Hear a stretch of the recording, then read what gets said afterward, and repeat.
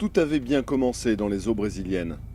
La mer était calme et permettait au nouvel équipage, renouvelé aux 2/3 à Rio, de se mettre en douceur dans la cadence.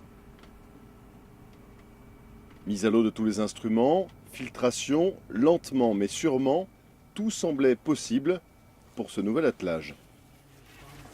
L'objectif, c'est d'avoir le maximum de personnes indépendantes sur le pont au niveau des opérations, sachant qu'en ce moment, il y a beaucoup de personnes à bord qui n'ont jamais fait ces manipulations. Donc ça va prendre un peu plus de temps que d'habitude, les automatismes ne sont pas là et puis la sécurité, il y a des réflexes aussi qui ne sont pas là. Donc ça va prendre plus de temps, mais on va faire ça tranquillement, on n'est pas pressé.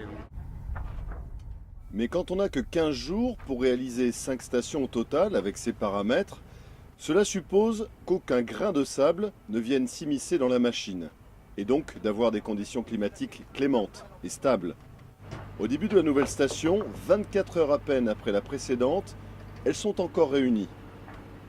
Mais au moment de la mise à l'eau du bongo, des difficultés apparaissent. En fait, là, aujourd'hui, on a une journée exceptionnellement calme. C'est un temps magnifique. On est très content d'avoir ce temps-là pour travailler. Malheureusement, on n'a pas tout à fait assez de dérive. Et donc, les filets de surface qui doivent pêcher à l'horizontale, on ne peut pas en même temps déployer un instrument profond de l'arrière et un filet de surface parce qu'on ne peut pas tout simplement mettre le moteur en marche pour dériver. Ici à la trinquette résoudra ce problème. Mais le vent va ensuite monter et la mer se former. Une dizaine de manipulations va échouer. Bouteille de la rosette qui ne se ferme pas, filet qui s'embrouille à nouveau, câble de mise à l'eau qui surpatte. 70% du programme au total sera tout de même réalisé, mais dans la douleur, il y a des jours comme ça. Beaucoup d'entre nous n'ont pas fait de science à bord avant et certains protocoles sont complètement nouveaux, mais nous apprenons. La première station était une station courte.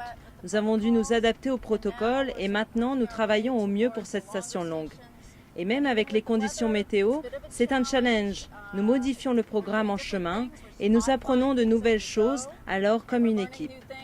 Et nous espérons que pour les stations suivantes, tout se fera avec plus de fluidité, car nous avons gagné en intérêt et en compréhension de ce qui se passe.